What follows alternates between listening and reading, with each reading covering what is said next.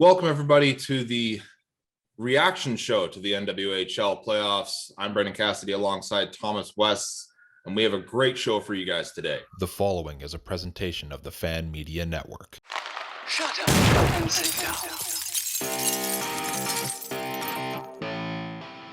Yes, we do. We get to do a reaction to the NWHL playoffs. It was very exciting to be able to see those playoffs come back on. And we got to see the Boston Pride get redemption as well, which was very cool to see. So, Thomas, Olivia called it. Olivia Giardetti called it right. The Boston Pride came all the way through, and of course, the Whitecaps beat out the Connecticut Whale. We'll get to that game in a second here.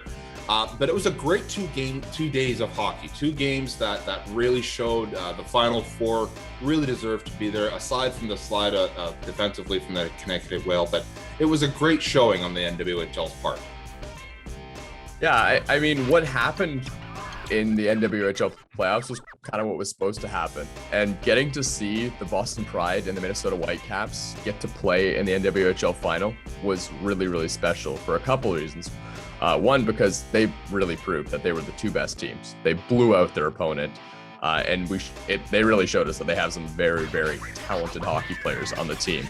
Yeah. But the other thing as well was that we have to remember the Isoble Cup did not get played last year, and it was 1 day before the Isoble Cup got canceled. And the 2 teams that were supposed to play were the Boston Pride and the Minnesota Whitecaps. So being able to actually see that game get played out with pretty similar rosters to what it was last year, that is a very cool thing, and I'm actually very glad that it turned out that way. So we get to, actually see who the true Isoble Cup champion was. Yeah, the 2 special teams going at it. Speaking of special teams, let's bring in the first game here: the Boston Pride versus the Toronto Six. This was a game that I actually held in high anticipation. Toronto, my home team, and their first time in the league, and Cinderella story and all that fun stuff. Coming into this game, Toronto looked to be, as we mentioned the last episode in the special, they looked to be the better all-round team. Well-rounded, good offense, some great goaltending at times. And they looked to be in a position where they could really take this all the way if the puck bounces right. Yeah, so the first bad bounce for the Toronto Six came when they weren't able to bring an entire roster to the bubble. They were essentially playing with 3 forward lines, and then they had 1 player that was kind of like a sub-in 4th-line player, which was Emily Fluke, who is a very talented player, and it kind of goes to show how deep their lineup really was. But going up against the Boston Pride is a very, very difficult thing to do when they're at full strength, because they have that top line of Dempsey, Poutinia, and Brand. And what we saw in that game was Boston would outplay Toronto, physically and in terms of the stamina that they had left. And then they would roll out that top line, get a bad matchup with Toronto, and that top line would just completely eat up the lower lines of the Toronto Six. So that was a really, really tough game for Toronto.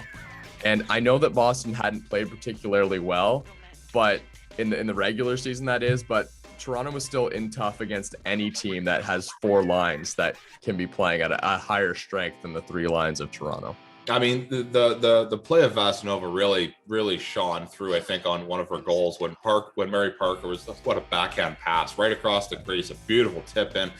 Just the offensive prowess of the Boston Pride really did show through and really show why it was that they were 23-2 last season.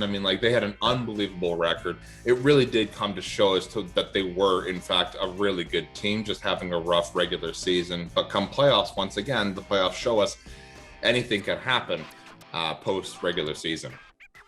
Yeah, and you talk about Vasanova and Parker as well.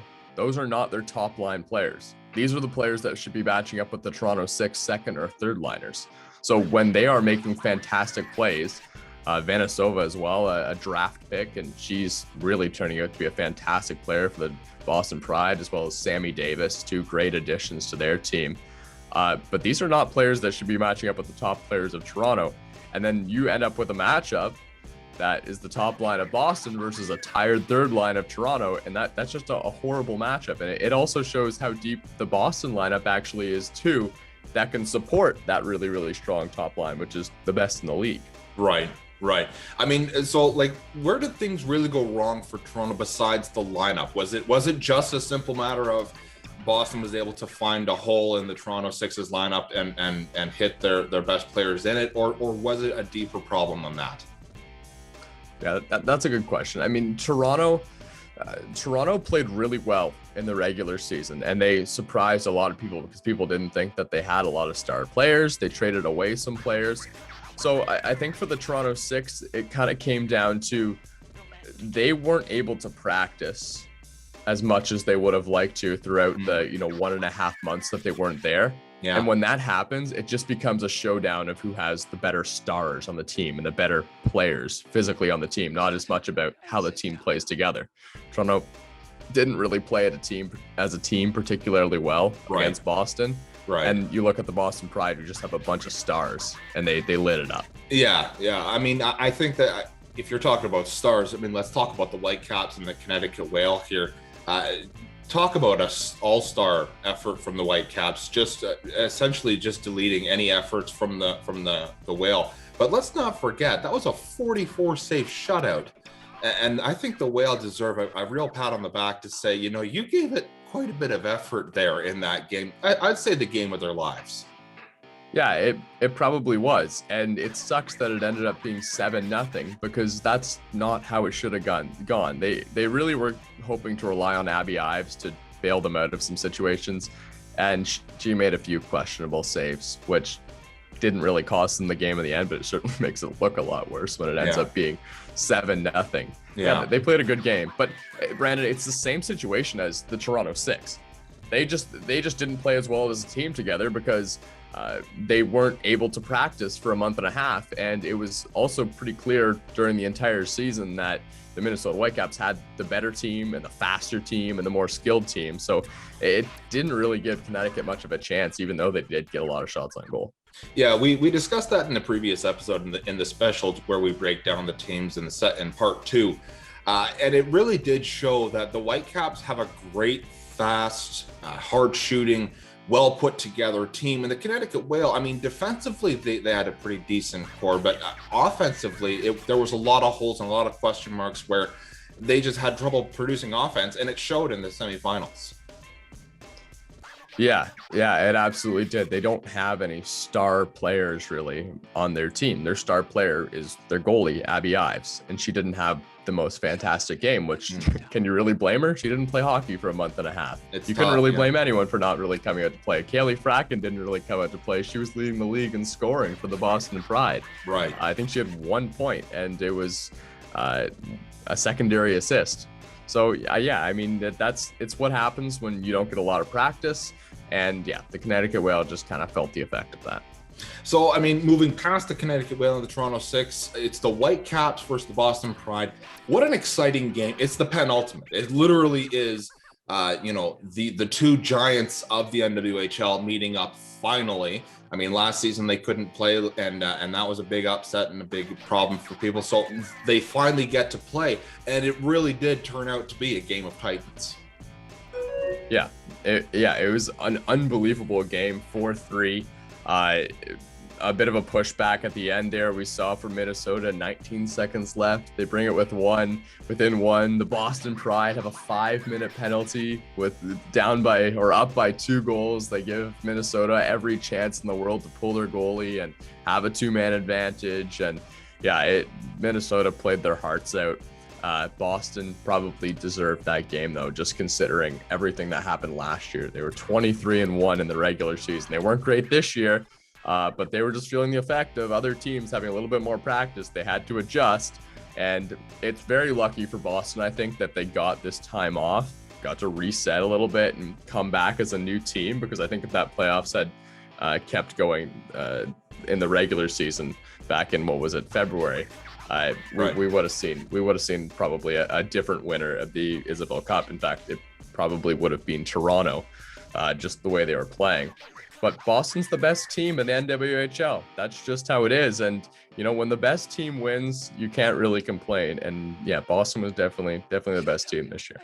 I mean, going into this game, I think Boston was at the point where the awakening of the beast, as it were, happened against the Toronto Six. I really do agree with you that if this had happened a month ago and they hadn't have taken that break and things would have just carried on the way that they were, I agree. I think Toronto had a very great chance of moving forward into the finals and taking the Whitecaps to the full 3 periods. I think that they would have given a good run for their money.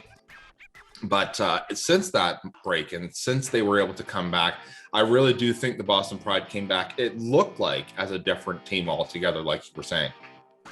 Yeah, you know what? They actually also faced some adversity, thinking back to it as well as that in that game, because the Minnesota Whitecaps, their thing is their speed. They have speed and they got a great goaltender.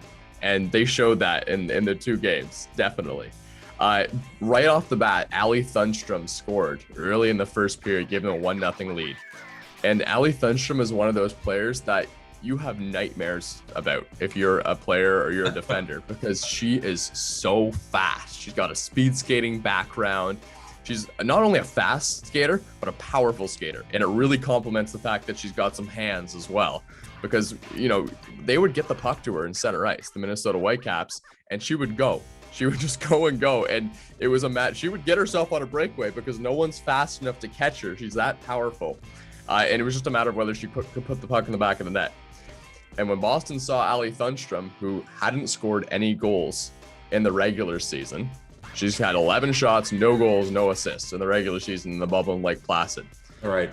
She comes to Massachusetts, scores 2 goals in the game against the Whale. Both of them very, very scary, the way she used her speed. And the first thing she does in the game against Boston is go ahead and score another goal where she uses her speed and blows by a couple of Boston defenders. That's very scary to see if you're Boston. And I can definitely see them kind of getting in their head about that and, it being really hard to come back from it. But that's not what happened at all. They were able to come back. Ali Thunstrom actually scored another goal. They were able to overcome that. So, it ended up really being a team effort from Boston in the end, which is just such a fitting way to end the Isoble Cup. Well, there's one thing that I do want to point out. I mean, this is the same in the NHL as it is in pretty much any hockey game. Face-offs do tend to show a leading towards winning games. And I mean, you want to talk about Vasilnova having an incredible game, winning 15 face-offs, only losing, I think it was 6. And Jillian Dempsey, same thing, 12 face-offs, only loses 4. Like these are big stats that people don't necessarily take into account that really do make a big difference. You now have the puck and you're able to start a play off of a face-off, off of a stoppage, and you're not stuck chasing it around. The Whitecaps may be fast, but it's a lot easier if you just start with the puck. Yes, and that is pretty much how the Whitecaps lost the Isoble Cup, because we remember it was 19 seconds to go when they scored that goal to make it 4-3. And I was fortunate enough to be able to call those games with Eric Cruikshank.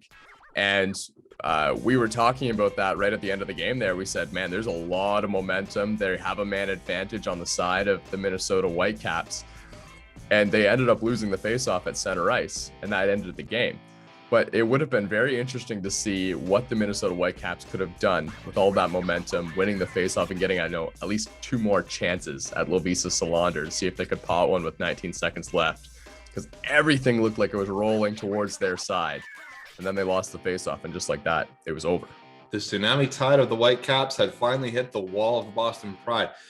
For Thomas Weston, I'm Brandon Cassidy. It's been a fantastic show. We hope you've enjoyed it. If you do, please let us know at the email as well as online at Instagram, and we'll be sure to let you guys know back as to how we're doing and what we're up to, and we may even have you on as a guest, so please give us a shout back. Thomas, any final words for today's show? Oh, it's another great show. Good to be on once again. Hope to keep rolling these episodes out. But yeah, really, really awesome to get to talk some Isoble Cup, some NWHL, and hopefully we'll be back next year with a more complete NWHL season. For Thomas West, I'm Brandon Cassidy. Have yourselves a good night. To host a fan show or appear as a fan on a fan show, simply create a profile on Fan Media's iOS app or website. Select your teams and make a short intro video on your phone. Show hosts, reporters, former players, and superfans can use our Get Verified feature and make an intro video as well, and our mobile newsroom staff will reach out.